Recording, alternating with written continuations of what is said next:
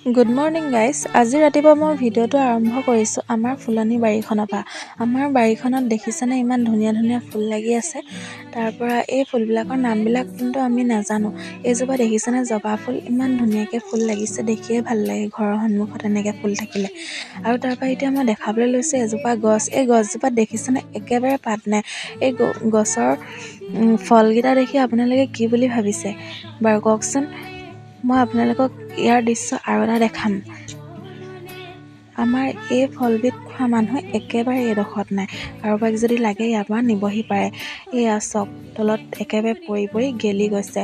কি ফল বাৰু এইবিধ? আপোনালোকে যদি কমেণ্টত ক'ব পাৰে নহয়, মই আপোনালোকক মানি যাম। আৰু এয়া দেখিছানে তলত পৰি পৰি গেলি গৈছে।